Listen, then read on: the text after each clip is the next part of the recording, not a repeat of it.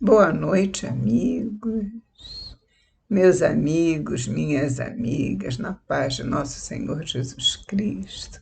Estamos aqui mais uma vez para estudarmos a doutrina espírita, através das lições que Emmanuel e Chico Xavier tão amorosamente nos deixou.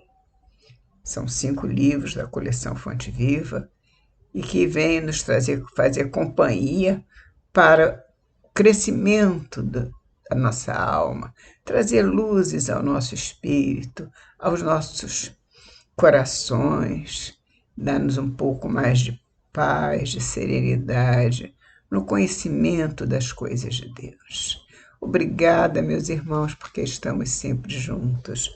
Obrigada porque, conhecendo a palavra de Jesus, nós nos conhecemos um pouco mais através deste laço que nos une. Obrigada, meus irmãos, mais uma vez. E hoje nós vamos estudar do livro Fonte Viva, que leva o nome da coleção, a lição 168, 168, Entre o berço e o túmulo. E assim Emmanuel começa a lição para nós. Não atentando nós nas coisas que se veem, mas nas que se não veem, porque as que se veem são temporais, e as que se não veem são eternas. Paulo, em Coríntios 2 Coríntios 4, 18. Paulo também nos traz coisas lindas, né? Podemos estudar, sim, quando houver oportunidade, as epístolas de Paulo, as cartas de Paulo. São muito lindas também. É muito oportuno todo estudo que nos ajuda a crescer. Portanto, vamos ter um pouco mais de estudo para crescer um pouquinho, estudando esta lição de hoje, Entre o berço e o túmulo, e que assim diz, segundo Emmanuel: a flor que vemos passa breve, mas o perfume que nos escapa enriquece a economia do mundo. A flor deixa sempre o seu perfume. Ela logo vai morrer, vai desabrochar, depois vai se apagar e vai embora, vai morrer. Ela é uma criação de Deus, mas de vida curta. Mas ela vai deixar um perfume que não nos deixa. Ela vai nos deixar, mas o perfume não vai deixar. Porque, na verdade, esse perfume que escapa da flor, ele também aparece em outras coisas que têm perfume semelhante ou outros perfumes, mas que nos lembram a flor que morreu. Aquela flor que ela pende e vai caindo até que cai de vez, né? Mas ela deixa um perfume. E esse perfume, ele é desenvolvido através dos químicos e cientistas da química no mundo para fazer com que a economia se movimente através deste ramo da economia, que é o transporte, a venda, o uso que se faz de aromas semelhantes ao que deixa a flor e que podem ser vendidos, ou seja, cambiados, trocados, levados adiante através do comércio. E comercializados, esses perfumes, esses aromas em forma de perfume, trazem muito dinheiro, muitos bens para a economia do mundo. Um ramo da economia que muito prospera, que é o ramo dos perfumes. E quando a gente sente cheiro de um perfume, a gente lembra que eu já senti esse cheiro um dia numa rosa ou numa outra flor muito aromática, que eu senti esse aroma maravilhoso e que agora eu estou sentindo neste perfume que o homem fez, mas o perfume da flor foi Deus quem fez.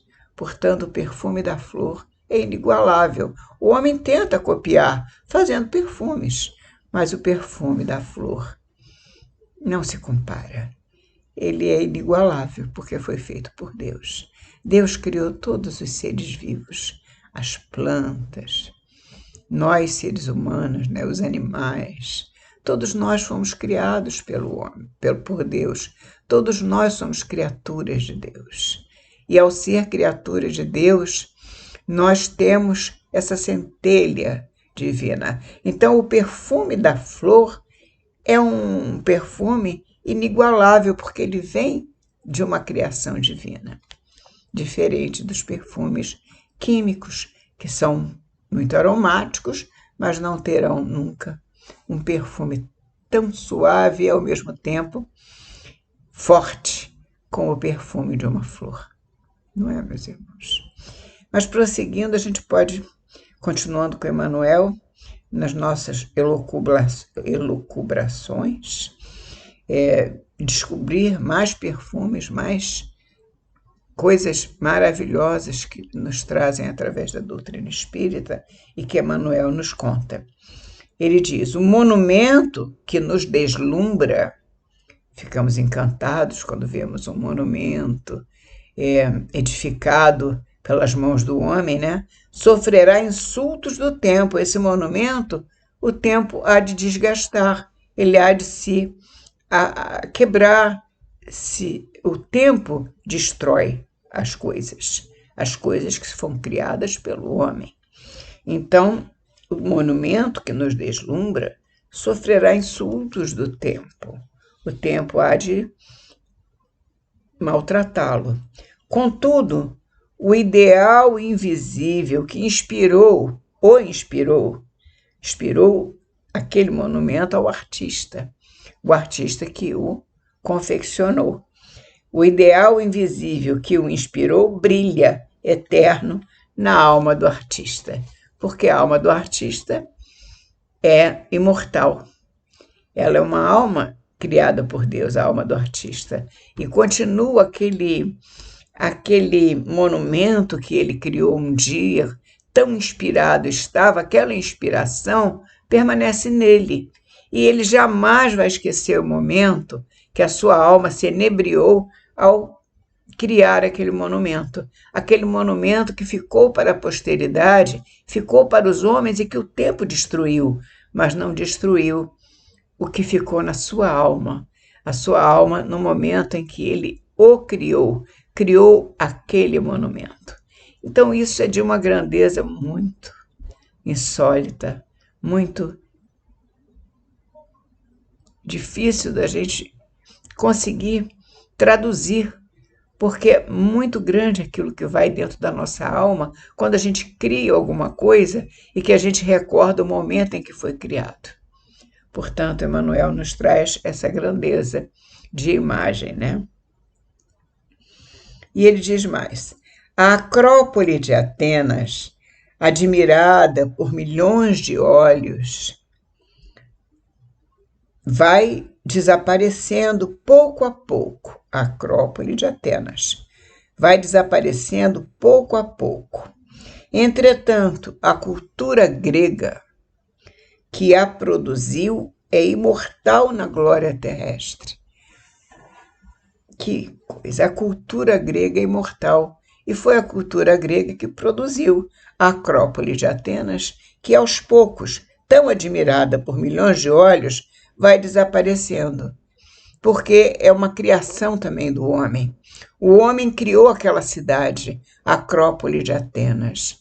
Ele fala, foi construída sob a inspiração de Deus, por evidente, dos bons espíritos, construíram uma Acrópole maravilhosa, linda, deslumbrante, e que engrandeceu os olhos que assistiram, que viram aquela Acrópole, mas com o tempo ela foi se apagando e vai desaparecendo, como diz Emmanuel, e pouco a pouco vai desaparecendo. Entretanto, a cultura grega que produziu é imortal na glória terrestre. A cultura grega jamais vai desaparecer, porque ela está esculpida nos corações que adquiriram essa cultura. E foi a cultura que inspirou a criação da Acrópole. O conhecimento que se fez daquela beleza rara que veio dos planos superiores e penetrou o espírito daqueles que criaram aquela Acrópole, eles partem para a espiritualidade levando aquele conhecimento, aquela cultura, porque a cultura vai ficar dentro do ser que criou a Acrópole. A Acrópole vai desaparecer, como está desaparecendo pouco a pouco. Já não tem a beleza que tinha nos tempos transatos, porém, as almas que criaram aquela Acrópole, quem construiu, quem deu de si, quem entregou toda a sua inspiração, a inspiração que veio do alto para construir aquela beleza de cidade, vai para a espiritualidade com aquela luz, aquele engrandecimento de que um dia construiu uma cidade tão bela. E jamais esse espírito há de morrer, porque ele é imortal. O espírito de quem produziu foi para a glória terrestre. Fora da glória terrestre, ele vai para a glória espiritual, com aquela certeza de que criou uma grande cidade. A cruz que o povo impôs ao Cristo era um instrumento de tortura visto por todos, mas o Espírito do Senhor, que ninguém vê, é um sol exercendo cada vez mais na passagem dos séculos. A cruz que o povo impôs ao Cristo era um instrumento de tortura visto por todos, mas o Espírito do Senhor, que ninguém vê, é um sol crescendo cada vez mais na passagem dos séculos. Quer dizer, o homem ainda se apega, se prende à imagem do Cristo crucificado, como se o Cristo ainda estivesse preso a uma cruz. Nós vemos isso muito, inclusive, nas redes sociais hoje em dia. Mostra o Cristo sempre crucificado, sanguinolento, como se ele ainda estivesse ali, quando nós sabemos que ele ressurgiu há mais de 2000 anos. Logo 3 dias após a sua crucificação, ele foi um espírito que ressurgiu da morte. Ele saiu da morte para a vida, porque da morte sairemos muitas vezes, mas da vida jamais sairemos. E o Cristo nos provou isso, dizendo: eu sou o Cristo ressuscitado, que veio da morte para provar que a morte não existe. E ele é sempre mostrado como preso à cruz, sanguinolento, quando os olhos do homem só vê o Cristo dessa maneira. No entanto, nós que só vemos o Cristo dessa maneira, temos a certeza de que o Espírito do Senhor que nós não vemos e não vimos é um sol crescendo cada vez mais na passagem dos séculos. Conforme os séculos vão se passando, nós vamos conhecendo doutrinas como a doutrina espírita, que tira os véus de sobre as letras que Jesus se lançou sobre nós nos seus ensinamentos, tira o véu daqueles ensinamentos que foram obstruídos pelos homens, aqueles ensinamentos que ficaram escondidos por séculos, para que nós não conhecêssemos a palavra de Jesus, o Mestre Divino. Mas o sol, que é o sol grandioso, que é o seu Espírito, brilha sobre nós até hoje e nos encaminha e nos mostra a direção e nos diz: é por aqui que devemos seguir. Até hoje, através dos seus bons espíritos, através dos seus ensinamentos que nos ficaram por palavra e evangelhos dos seus apóstolos, que deixaram isso escrito para nós, das palavras de Jesus, dos ensinamentos do Cristo. Esses ensinamentos ficaram para nós. E hoje nós temos a visão muito maior do que tínhamos quando Jesus foi crucificado, de que ele é um espírito tão luminar, tão luminoso, tão grandioso, que o seu espírito realmente é um sol que cresce cada vez mais. Nós não temos olhos para enxergar esse sol, mas temos um coração para sentir. E isso é o que nós temos que buscar, o sentimento da grandiosidade do Cristo dentro de nós, porque nós temos um coração, nós temos um corpo, um pensamento, uma mente que pensa, raciocina, sente. Nós temos um espírito imortal criado por nosso Pai, que nós sabemos somos suas criaturas, e todos nós fomos criados para levar adiante a palavra de Jesus. Porque Jesus é o mestre divino por excelência, mas, sobretudo, é filho de Deus também e é nosso irmão maior. Não te apegues demasiado à carne transitória. Tudo passa. Na terra tudo passa. Amanhã a infância e a mocidade do corpo serão madureza e velhice da forma, porque tudo que é matéria é passageiro. Estamos na Terra, numa encarnação, sabemos que ela é passageira, porque a Terra é um planeta em que nós estamos para cumprir os nossos compromissos, encarnados que somos, para cumprir compromissos que trazemos do passado ou criamos nesta vida, dificuldades que ainda estamos superando. Portanto, não vamos nos apegar nem à terra, diz Emmanuel, a terra que hoje retens será no futuro inevitavelmente dividida, porque nós teremos filhos, teremos netos, nós partiremos para a espiritualidade, nosso corpo já não viverá mais, mas os nossos filhos, os nossos netos, serão os donos daquela terra que hoje nós retemos. Nós temos como propriedade, mas é uma propriedade material, é passageira. Tudo que é da terra é passageiro. Tudo, inclusive os nossos entes queridos. Nossos filhos não são nossos filhos. São filhos e filhas, nossos pais, nossos irmãos, nosso marido, nossa esposa, não são nossos filhos, nem nosso marido, nem nossa esposa, nem nossos pais, são nossos irmãos. Nesta encarnação, exercendo esta posição de pais, de mães, de marido, de esposa, de filhos, mas apenas nessa encarnação. Mas nas próximas encarnações não teremos essa ligação, ou talvez não, ou talvez sim, nas outras encarnações nós não sabemos, mas nessa com certeza nós sabemos que eles são nossos irmãos.